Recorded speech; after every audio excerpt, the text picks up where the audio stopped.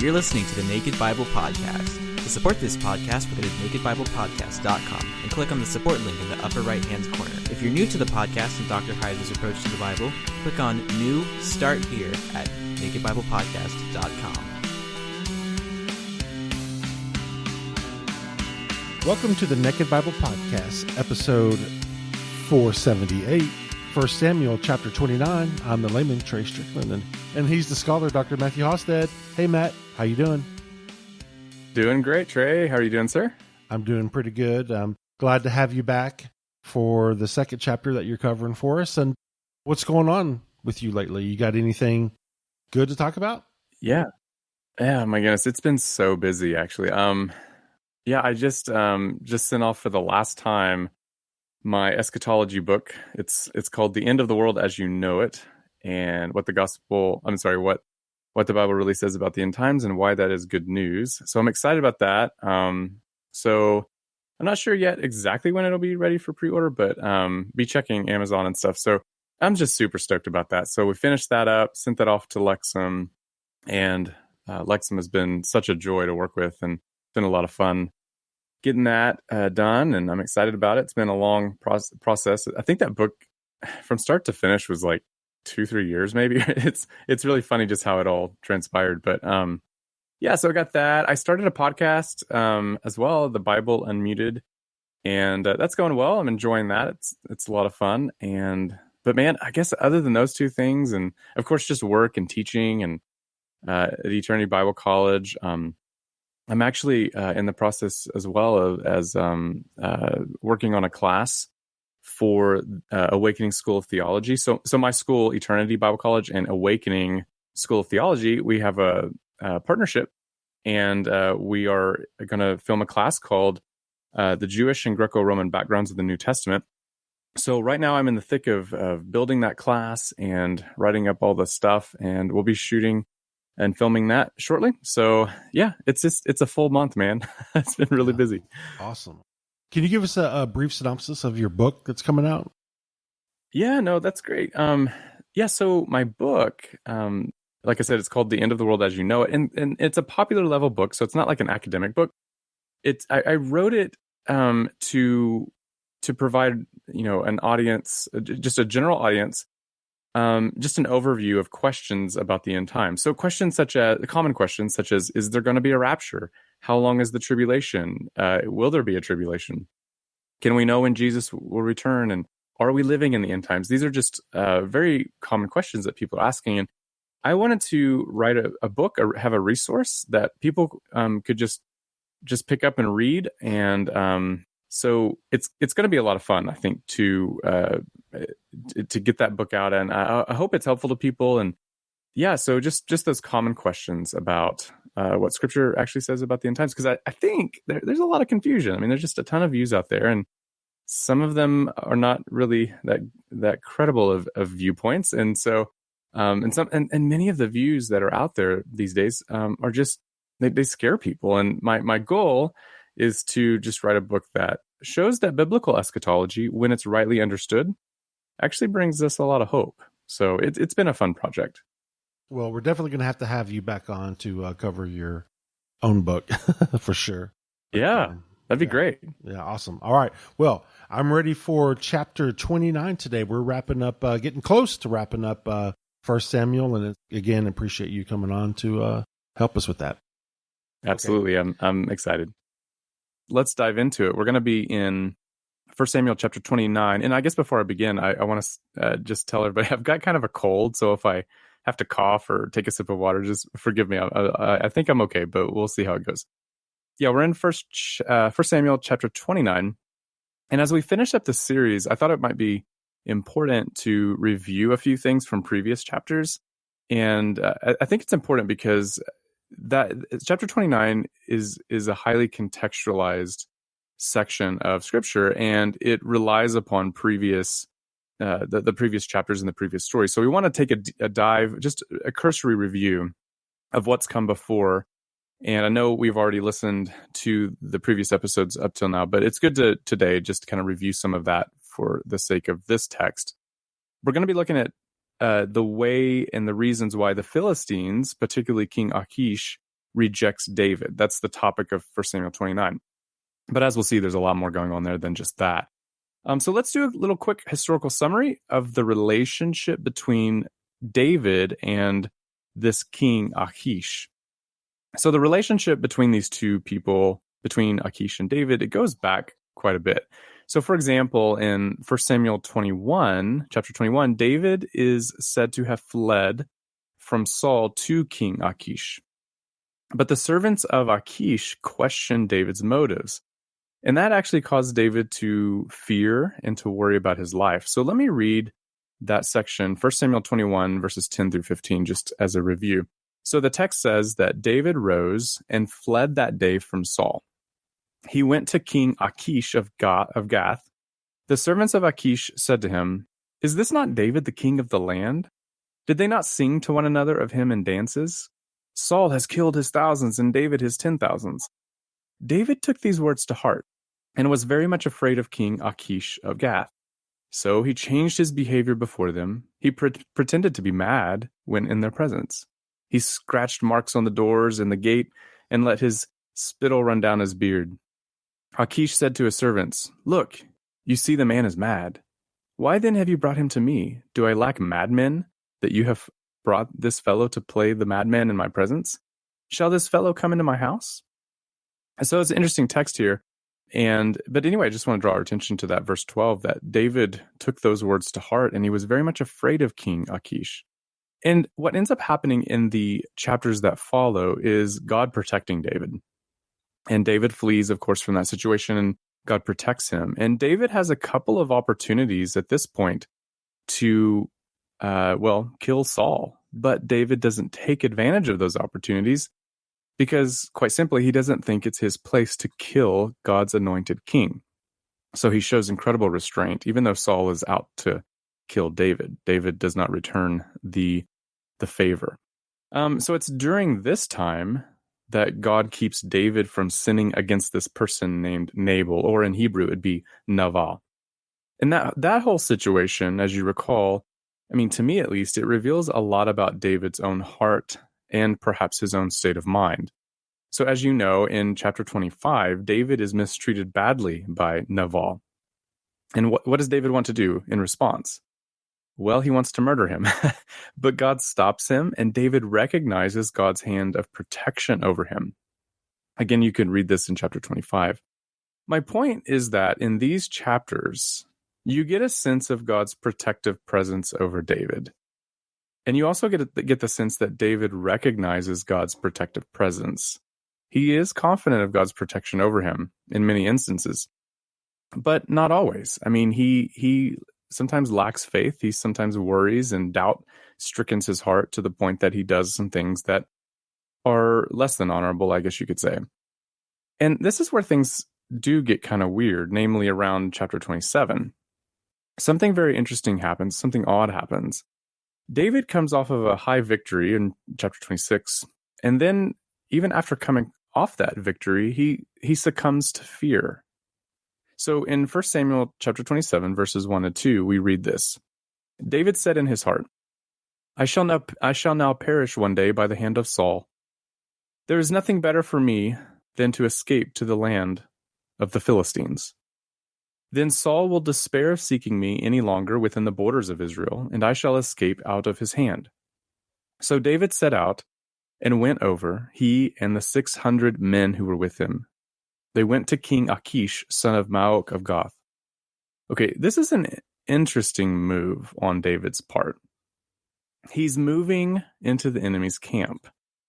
And it's a bold move when you think about it, because it gives us a sense of the fear that invaded David's heart. I mean, it was enough fear to cause him to flee to the land of the Philistines, the very land that he had fled earlier. Remember when he was in the presence of the king and he left out of fear there? Well, whatever's happening here, he's deeply afraid of Saul to go back to Achish. And there's a lot that can be said about that, I think. I mean, where is David's trust in God here? Where is he why is he? Why is he all of a sudden afraid? Why is he all of a sudden fearful? Especially since he has seen God's hand of protection before this situation. And quite frankly, I was just thinking about this morning. Quite frankly, this is why I like the Bible. I mean, someone like King David is prone to fear, and the Bible shows us that. I mean, David is not immune to the anxieties of life.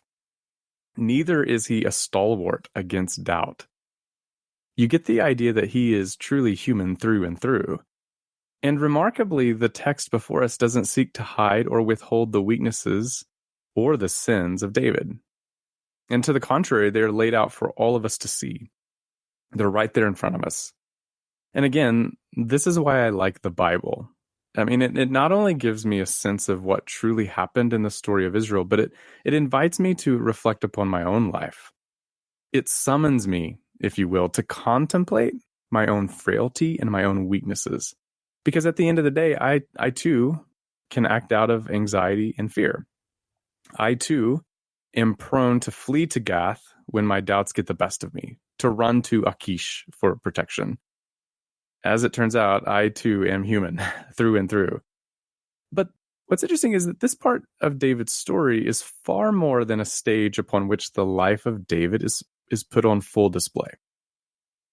What I mean by that is if you think this is a story about David, you're wrong, okay?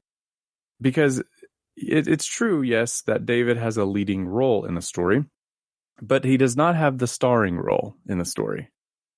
The main character, the one which the spotlight shines most, is Yahweh. It's his patience and his willingness to bear up the frailty of humanity that captures our attention in this story. Indeed, if the best of all the kings of Israel and the best of all the followers of God is King David, then we humans are in a pretty pitiful state, I would think, right? I mean, David is propped up in the church and in through history as just a great follower of God, and even he is shown to be full of not just sins, but just weaknesses and fears and anxiety, and we see this in this story here. Okay, and yet, that reminds me of God's own patience with David and his willingness to work through David, even though David is so incredibly weak. And it all captures the essence of the situation. David is a man after God's own heart, and yet he is still quite, apparently at least, a son of Adam at the same time. Okay, his strength, like all of us, it's at the end of the day, his strength is finite. But God's patience and God's mercy and God's strength, it's infinite. And you see this in this story with David. David is waffling sometimes back and forth between faith and doubt, confidence and discouragement. And yet God stays the same. That's a great story there. Again, God's the true starring role of the story. David is a leading role, but God is the starring role. God's mercy knows no boundary. And what we get here in these stories is a glimpse of how there is not a depth of despair or a valley of death, which God cannot spread before us a table of feasting in the presence of our enemies. And this is something that David would come to learn in due time. And I think if we have ears to hear, we can learn something here too. So again, that's why I like the Bible. That's why I kind of just go off on that lengthy footnote there, is because the Bible creates no illusion about its human heroes. It depicts them in their fears just as much as it depicts them in their courage. And I think in doing so, Scripture once again points us to the true hero. It points us to a better David, a stronger king, someone that we can rely upon in every situation. So here's another thing to consider. From a historical critical perspective, there's also another interesting thing to reflect upon with respect to David's fleeing to the enemy of Israel for protection. Like that whole scene of David going to Achish, there's something there that's pretty interesting. The fact that this is included in the text is fascinating, not only to me, but to another scholar. If you're not familiar with Robert Alter, I encourage you to go check out his translation of the Hebrew Bible, because it's an interesting translation on a number of levels. My own students use it for the Torah class that I teach and the prophets class that I teach. And so I recommend you get a copy on, you can, I think there's probably an e-version online too. But anyway, you'll definitely want to check it out. It's got great commentaries in it that are really challenging and provoking and Yeah, Alters just has his own signature way of dealing with the text. It's pretty interesting. But anyway, Robert Alter, he's a noted Hebraist. He's a literary critic as well. And he sums up this whole situation quite well in his commentary about David fleeing to, King Achish, to the enemy of Israel. And why he talks about why that's an important piece just simply by the fact that it's included in the text. So here, let me just read from his commentary. That's pretty interesting. Here goes. Robert Alter says, quote, "For those scholars who have argued that David is no more a historical figure than King Arthur, this whole episode constitutes a problem. Why would a much later, legendary, and supposedly glorifying tradition attribute this act of national treachery to David? It would be rather like the invention of a story that Winston Churchill spent 1914 through 1918 in Berlin, currying the favor of the Kaiser. The compelling inference is that the writer had authentic knowledge of a period when David collaborated with the Philistines. He was unwilling to omit this uncomfortable information, though he did try to mitigate it," Alter says. Now, I think this is an interesting point to make. The story we are reading does not have the markings of legend or hagiography, okay? To the contrary, this whole episode of David going to the enemy of Israel for refuge, this whole episode reeks of embarrassment and really brutal honesty with respect to the downcast, fearful nature of David's own heart. And in one sense, I think Robert Alter is correct. What we are reading here is the account from a writer who had some sort of knowledge of an actual event. And this particular text, in other words, seems to be the stuff of religious memory, not invented legend. Okay, it's not made up. It's too embarrassing to be made up, right? You wouldn't, if you were making stuff up, you wouldn't insert something like this, as embarrassing as this would be. You wouldn't put this in the text unless it actually happened, unless it actually represents a memory of an event. Okay, and so let me just say, I'm not trying to play the role of a zealous apologist per se. And I don't really even consider myself a Christian apologist in the popular sense of the word. I'm simply a hermeneutics guy who likes to ask questions. And as such, I just want to let the chips fall where they may. I want the data to speak for itself. And in this case, I agree with Robert Alter. This text has all the markings of a report of an actual historical event for the reasons I just gave. So for those of you who are interested in historical critical questions about the Hebrew Bible, I think this is perhaps something to consider. And as a confessional scholar, a Christian myself, I find that to be a fascinating observation. So I just wanted to pass that along there. Again, if you guys have any questions about that, feel free to email me, reach out. I'd be happy to elaborate further. But okay, let's move on from that. So what we have here, David runs to Achish, and King Achish accepts David. He welcomes him to his land. And he even gives David the town of Ziklag to live in. And David lived there for about a year and a half or so. And during that time, David made it his practice to make violent raids through the settlements of the Geshurites, the Girzites, and the Amalekites. You can read about this in chapter 27. And according to the text, David and his men slaughtered everyone, leaving nobody alive. And when Achish asks David where he has been raiding, David, he lies about it. He tells the king that he's been raiding his own people. But in reality, that's actually not the truth. But nonetheless, Achish believes him. The truth is he's been raiding locals, and when King Achish decides to launch a war against Israel, he summons David to help him out, a proposition to which David agrees. And interestingly, it does seem like Achish isn't quite sure that David will fight against his people.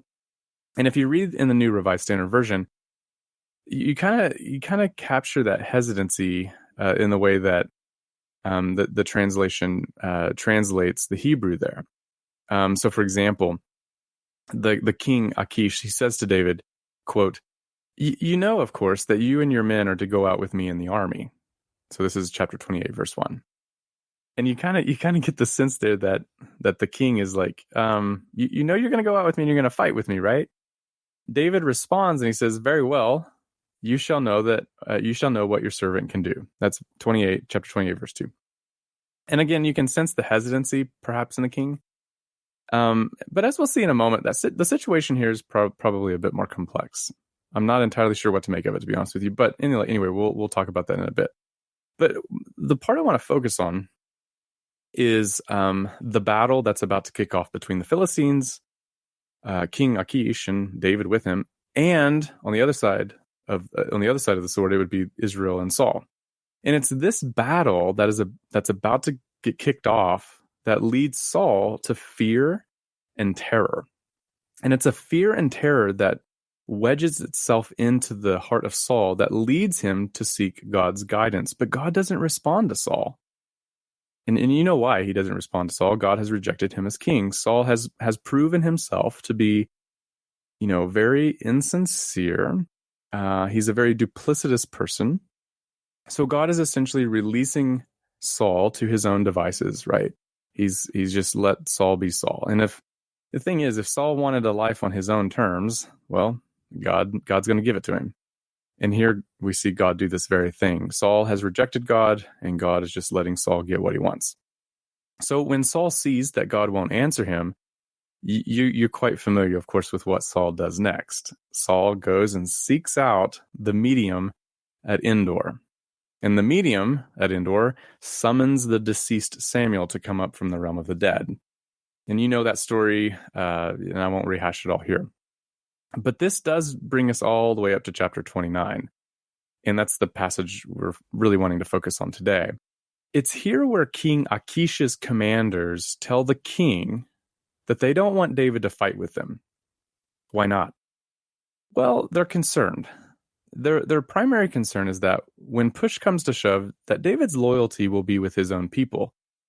And as a result, David and his men will turn on the Philistines. Okay, so what I want to do is take a look at that conversation between King Achish and his lords. And I'm going to start reading at verse 2, and I'll go through verse 5. So 1 Samuel 29, verses 2 through 5. Again, reading from the New Revised Standard Version. Here's what it says.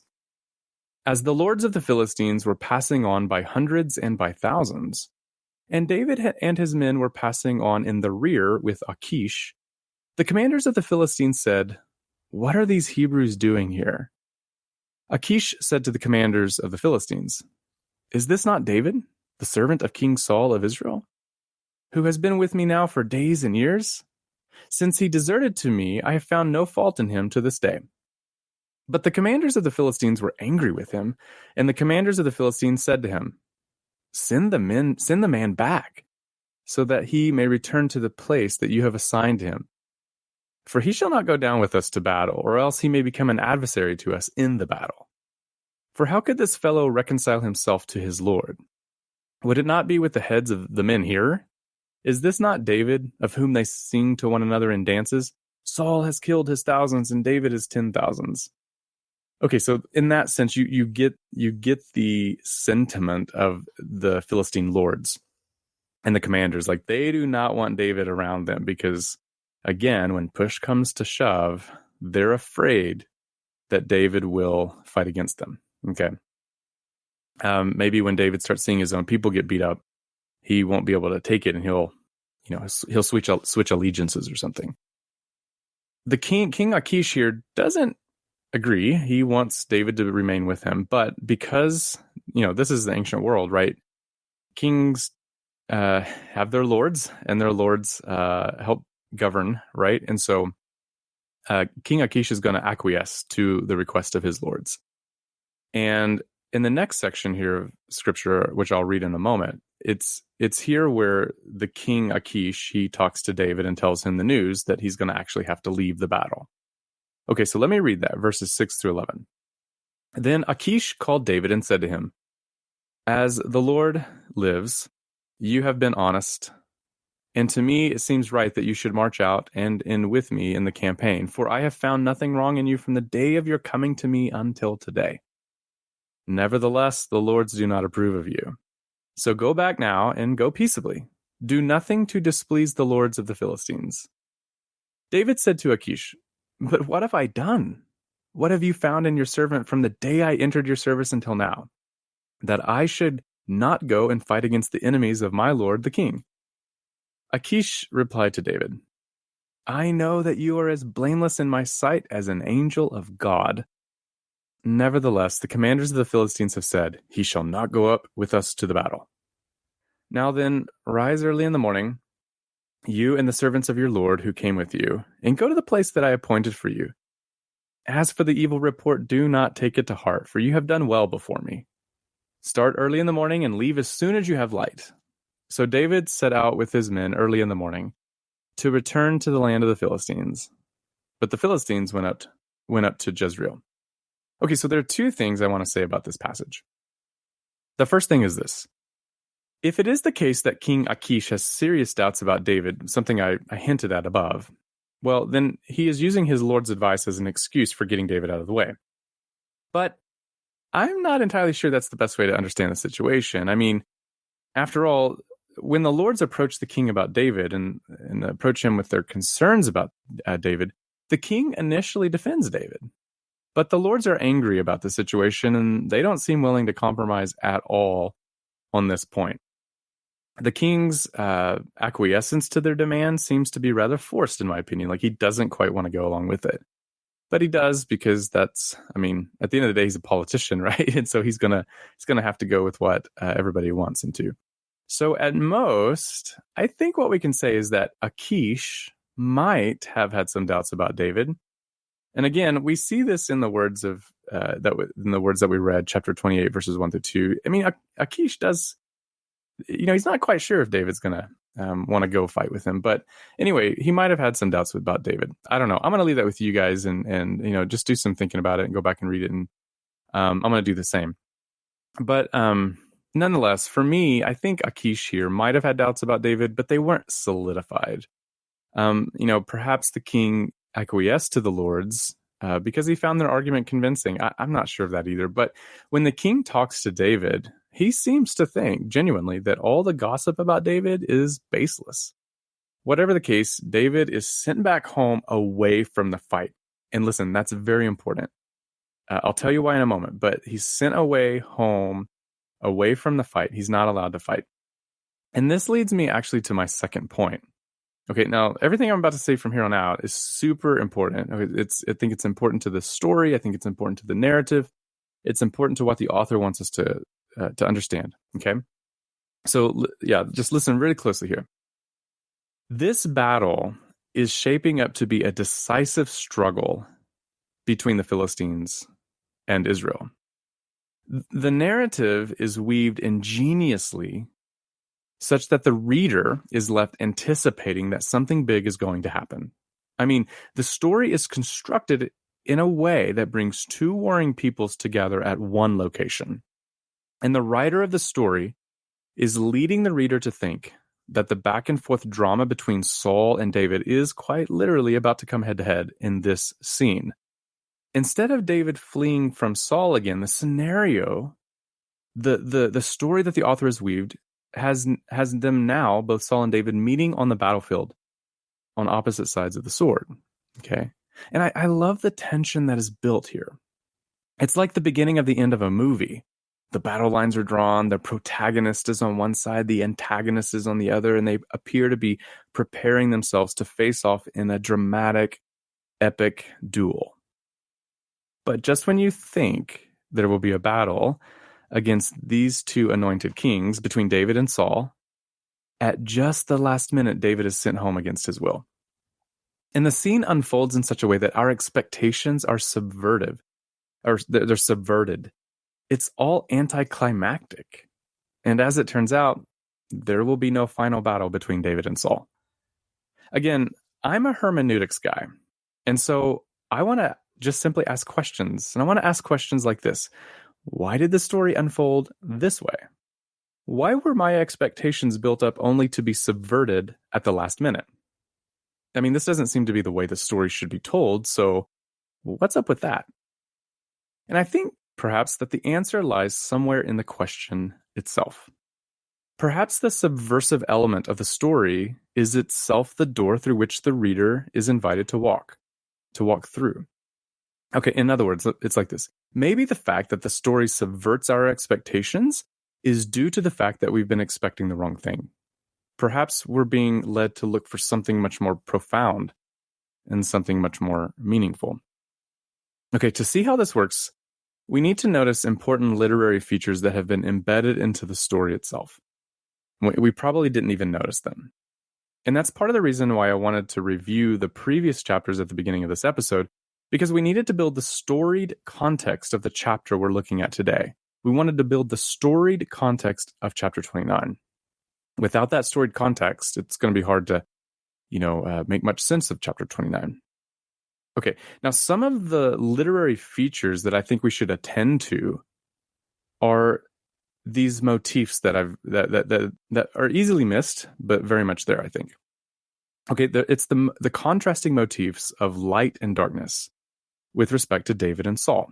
So, for example, if you go back to chapter 28, you will see Saul approaching the medium of Endor by night, under the cover of darkness. He's full of fear and full of terror at the report that Samuel gives him there. So Saul leaves the meeting with the medium. He leaves under the cover of the same darkness. Okay. And Saul realizes, finally, that, yes, sadly, he will have to face judgment by means of a battle with the Philistines. Robert Alter observes in his commentary how this is a, quote, symbolic darkness for him. Okay. I think that's interesting. The darkness, the motif there is a symbolic darkness. It's meant to perhaps symbolize something, say the state of his heart, the state of his situation. But the conflict itself is not something that David's going to have to experience. David, as we just read, is allowed to escape at the morning's first light. Chapter 29:10 says that. And if you're attentive to the narrative flow, these literary features, these are the things you can't miss. The motifs here, I think, are subtle, but are very loud. They're cryptic, but clear. And I think if you're interested in that narrative movement and the light and darkness motif, I highly recommend checking out Robert Alter's Hebrew Bible. You can find his commentaries on this. It's pretty interesting. At the very least, it puts, as somebody once said, a pebble in your shoe to cause you a little discomfort and maybe make you think, I wonder if there's something there. And let me just say a little bit more about that. Let me say a little bit more about the importance of paying attention to the Bible's narrative features, such as the light-darkness motif that I mentioned above. I remember N.T. Wright, the well-known New Testament scholar, I remember him saying a long time ago that, yes, we want to be careful about reading too much into the text. But he went on to add that he fears that the problem isn't that we are prone to read too much into the text, as much as it is that we don't read enough out of it. And I think he's right. The problem is not that we notice too much. The problem is that we don't observe enough. I, for one, I find the Hebrew Bible full of such literary features. And as modern readers, we are often blinded to the beauty of the text's chiastic structures, to its rhythmic lines, and the plethora of illustrative images all embedded in the text, and all of which add depth to the meanings that we were intended to discover. But we don't often notice them. And as a result, our readings live in a poverty of imagination.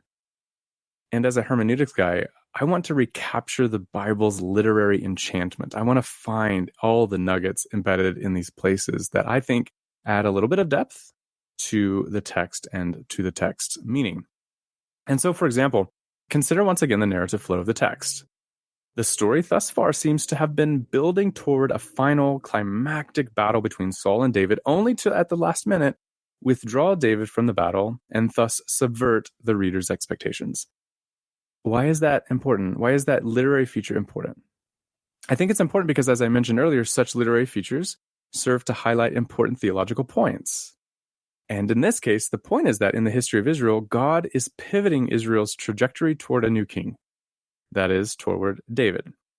And by building so much tension throughout the chapters between David and Saul, the reader is forced to hone in his or her focus on both David and Saul.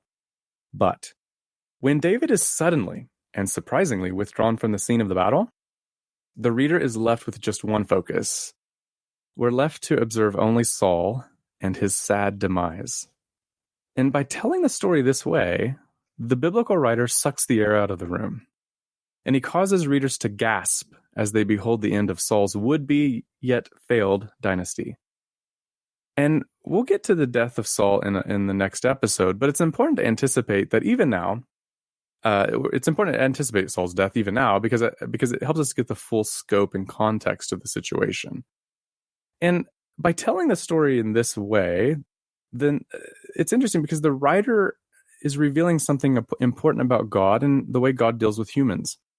Before David could be king, there obviously needed to be a vacancy of the throne. In other words, Saul needs to be removed.